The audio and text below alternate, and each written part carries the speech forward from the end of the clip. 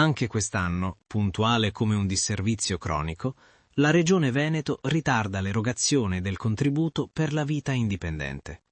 Non stiamo parlando di un bonus occasionale, ma di una misura introdotta 26 anni fa, che dovrebbe essere strutturale, certa, automatica.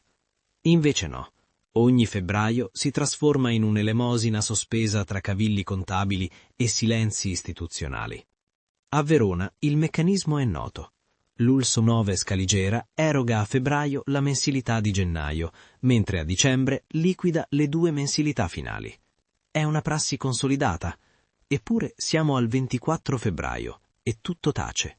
Nessuna comunicazione ufficiale, nessuna data, nessuna assunzione di responsabilità. Solo l'ennesima attesa scaricata sulla pelle di migliaia di persone con disabilità.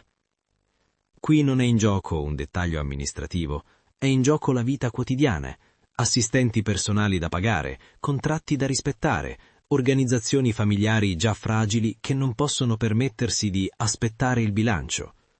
La vita indipendente non è una concessione benevola, ma l'attuazione concreta di un diritto fondamentale. Autodeterminarsi, vivere fuori dalle logiche assistenzialistiche, costruire un progetto di vita. Se dopo oltre un quarto di secolo questa misura dipende ancora dagli equilibri di cassa, significa che non è mai stata davvero considerata strutturale. È stata tollerata, gestita, amministrata, ma non assunta come priorità politica. La responsabilità è della Regione, guidata oggi da Alberto Stefani. Se questo è il biglietto di visita della nuova giunta, iniziamo molto male, perché una Regione che non garantisce continuità a una misura così delicata manda un messaggio chiaro: la disabilità può aspettare. Ma chi vive di vita indipendente non può aspettare. Non può sospendere l'assistenza, non può dire al proprio operatore «ci vediamo quando arriva il bonifico». Qui non si tratta di polemica ideologica, si tratta di dignità, programmazione, rispetto istituzionale. Ogni anno la stessa storia, ogni anno la stessa giustificazione. Il bilancio. Dopo 26 anni questa non è più una scusa, è un fallimento politico reiterato.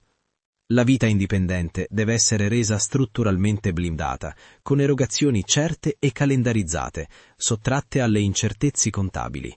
Finché non accadrà, febbraio resterà il mese dell'umiliazione amministrativa e la pazienza, prima o poi, finirà.